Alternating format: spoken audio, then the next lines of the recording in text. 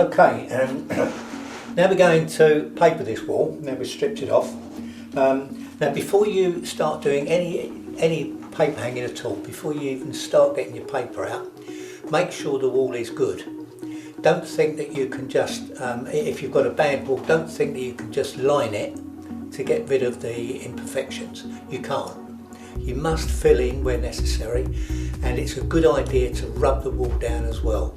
Sometimes there's a little bit of grit on it, or little bits of paint on it that will show through some of the papers. So make sure that your wall is always perfectly flat before you attempt to start paper hanging. Now when you get your paper, a lot of people just take the label out and throw it away. No, you always take the label out and read it. I've been doing this for over 30 years and I always read the label. First of all, the front of the label. You can see this is an export paper. On the label it will tell you a lot of the information that you need to know. First of all, you've got the pattern number. Now this will be the number of the paper, and it'll always be the same pattern. The pattern is, this pattern will refer to that colourway. If you've got a different colourway, might be reds and greens, you will get a different pattern number. Next underneath it you'll see batch number. Now you must always hang the same batch number on a flat wall. So when you get your paper, make sure you check every roll for the right batch numbers. Underneath this we've got design repeat. The two arrows going into the centre mean that this is what we call a straight match. Now that means that every piece of paper that you cut will be exactly the same as the one before. So you can measure your pieces out, leave them on the bench, and then just take them as you need them. A little bit in the corner here, you might not be able to see it properly, and there's a brush facing down. This means you paste the paper. Other little designs there, it means it's a little wavy line, means it's wipeable, spongeable. It's got good light fastness and it's easily strippable. Now this information is good for you when you're actually buying the paper. It gives a lot of information there, so you know that you've got to get every bit of information the same. When you've done that, turn it over and it will give you all the instructions that you need. On this one it's got picture instructions. Do a plumb line. Match your paper on the bench. How to paste it. We're going to show you two ways of pasting. I'm going to show you one now and one later on when we paper around a window. Fold it, and on here it says 5 minutes. Leave it to soak for 5 minutes.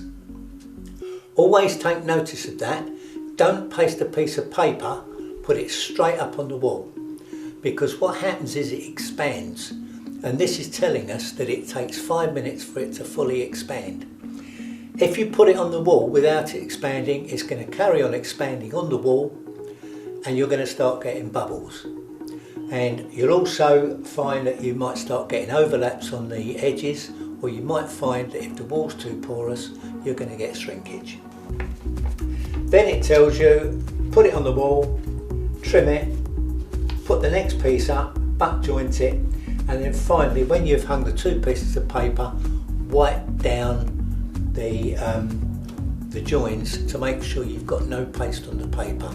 If you leave paste on the paper, it will show up shiny, or it can actually damage the surface of the paper.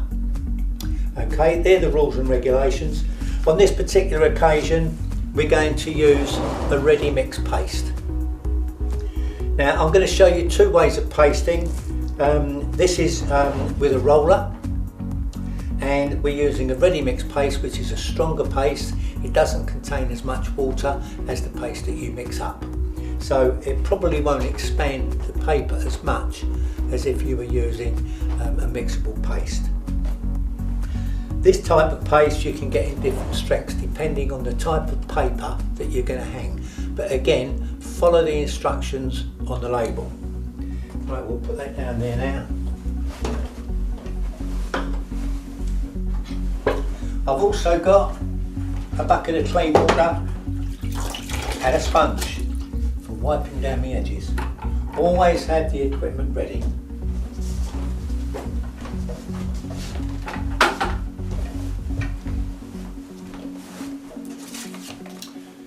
Right, now the first thing we're going to do is measure the wall.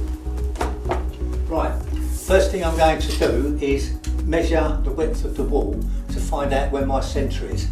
This is a symmetrical paper and I would like it to be symmetrical on the wall. Now, I'm going by these lines that have been previously put up, and I'm not going to use those because this paper won't work with it. It's slightly smaller than these and I'm going to end up with a gap at each end. So I'm actually going to do a line on the middle of the wall. I'm just going to measure that at 63.5 inches to there, and that's 42.5, 63, 103, 105.5. So I'm going to need 52.5 from the centre. Just a little line there. And again, I'm going to measure it from the other end as well, just to make sure.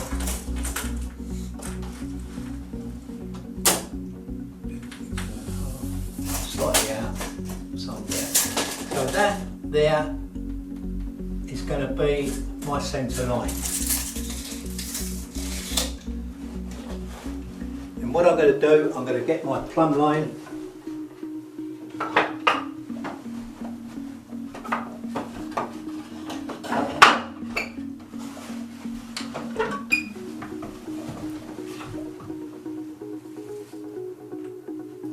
Right, so this is where we want the edge of the first piece of paper to hang, going that way and then going that way. We're not going to start in the corner and work away. It wouldn't work on this wall, and it's not something you need to do. You can start anywhere you like in a room, but first of all, if you're actually papering a whole room, you need to walk around the room with the paper, seeing where you're going to start and marking it, okay? And then going on and marking it. And the same going that way, marking it, and walk all the way around the room so that you don't cause any awkwardness on the walls. In this particular room, we're just doing a one wall, a feature wall. So I've got my place where I'm going to start, a little plumb line, so I'm just going to put this up here. Now some people will get hold of the plumb line, let it hang down as far as you can go. Well, I can't control the plumb line, the plumb bob down there, so I'm going to make it shorter so that I control it.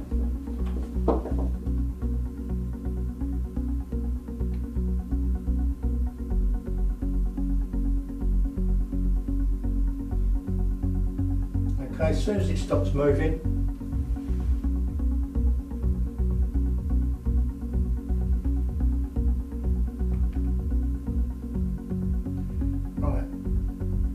go.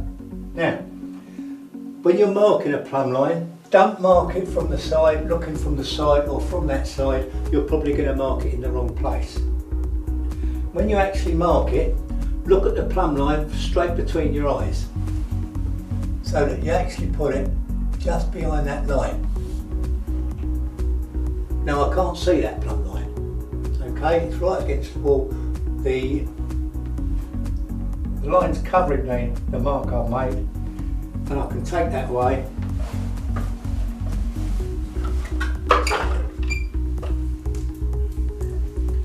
and I can put that on there and do another little line,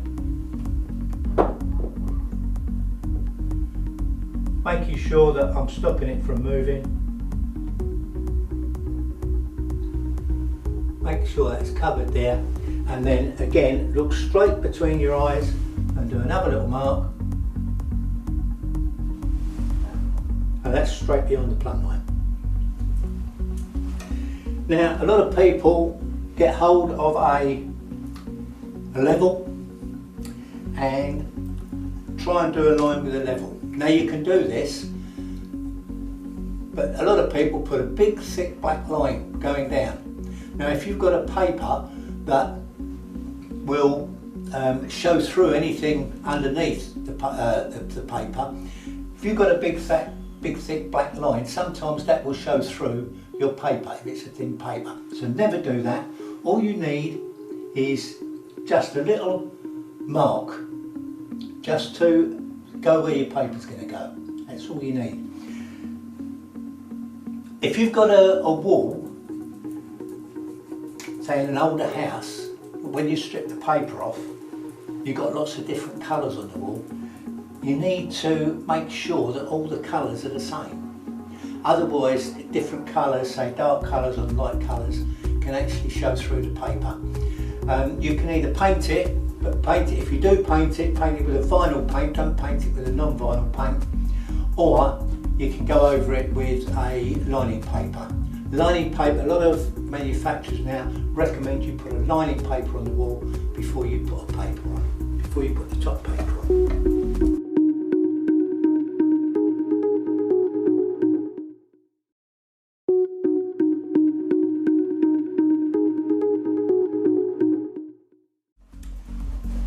Now I've found out where my centre is, I'm going to measure the wall. From the ceiling to the skirting board. Like 90 inches. And I'm going to add on 3 inches. This will give me enough to trim at the top and enough to trim at the bottom. Don't try and do it exactly. And if you're in centimetres, add on 8 centimetres to the measurement. Right, now we're going to measure the paper. First of all, I'm going to roll it back on itself. This will prevent it from rolling up on me when I put it on the bench. And I'm going to mark it, obviously, on the back of the paper. I normally do 2 measurements, 93. On this particular occasion, I want 93 inches. I work in feet and inches. So I'm going to put my tape on the end of the paper, and I'm not going to try and do 93 inches going out there, it makes it awkward. I'm going to do 50 inches, push it along, and now I know that I need another 43 inches to give me my full length.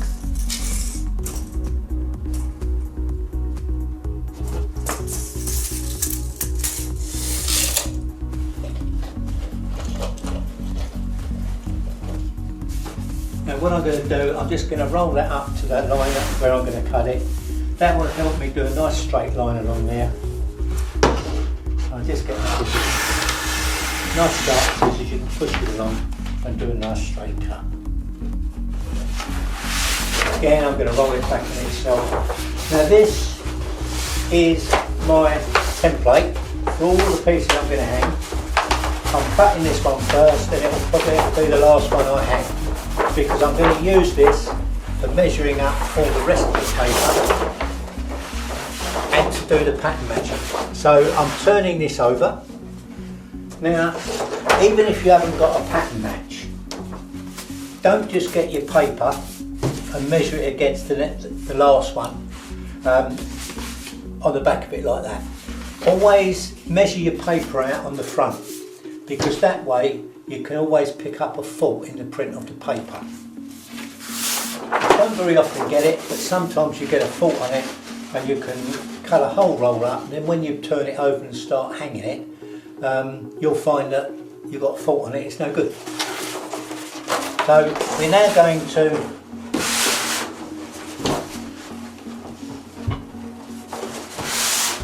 to pattern match it.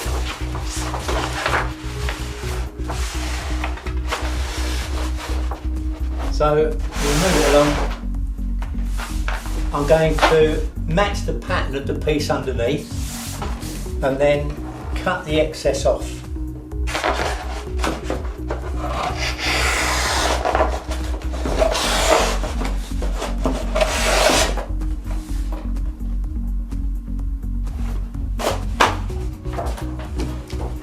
And then get hold of both the pieces of paper, move them along, making sure that you've got the pattern matched properly.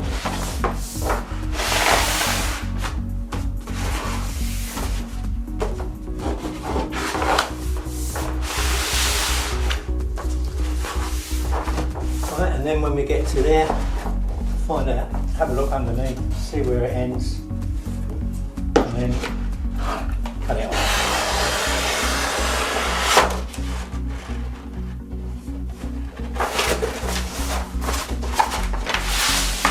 And we'll do another piece. I'll do 3 pieces.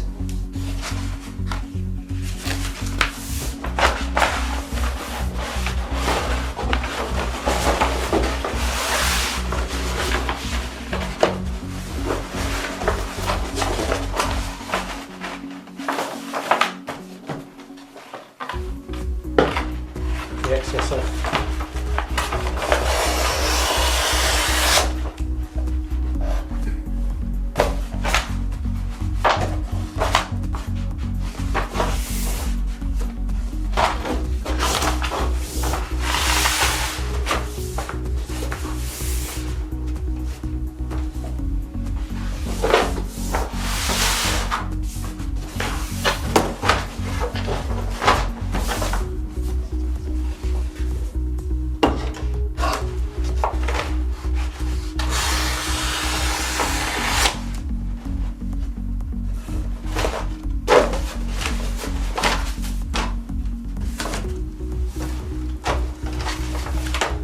Now I've done that, I'm going to roll them back so that when I turn them over, taste it won't roll up on me and cause me problems.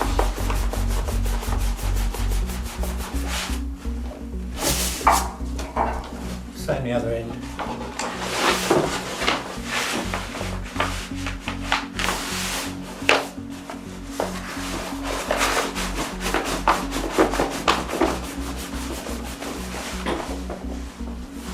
Turn it over, and then my template I'm going to take off and put to one side so that I can measure the rest of the paper with it. Right, so now we've got paper we're going to paste, and I'm moving it over to the edge of the paper, the pasting table, and just overlap it. All right. Try not to get any paste on your paper.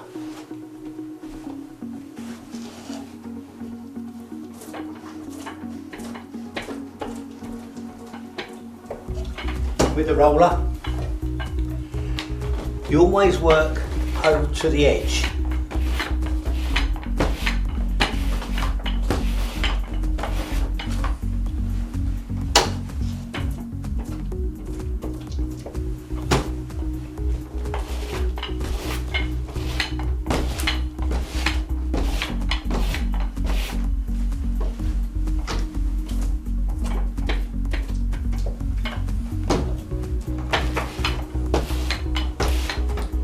Go off the edge so that you're covering all the edges with paste. Now I'm going to pull it towards me so that I can get this other side.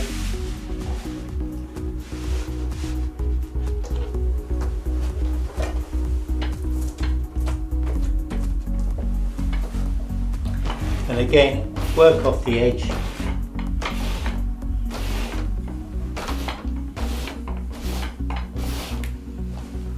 Nice, even coat of paste.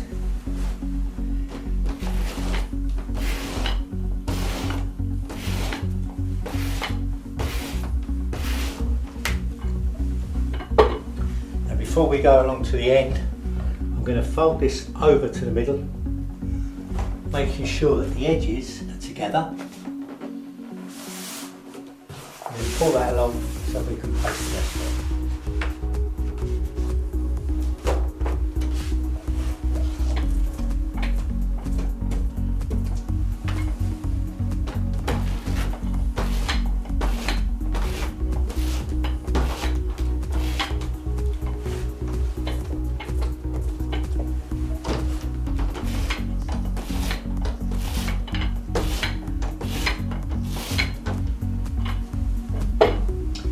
Back to me again, get the rest of it.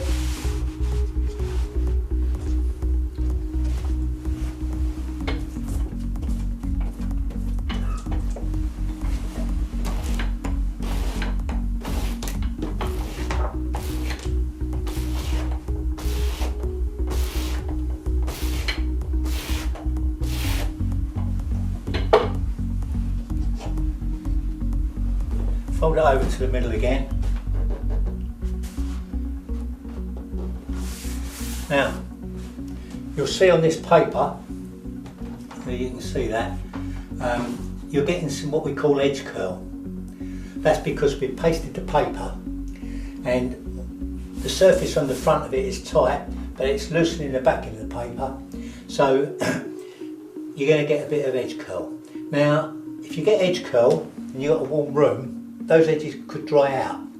So what we're going to do, we're just going to get each end of this and roll it up to the middle.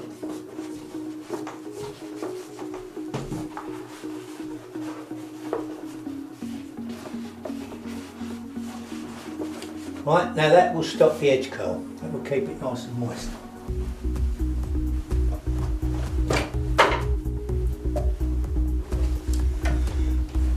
Now we've got to soak this paper for 5 minutes, so I'm going to get the next piece ready as well.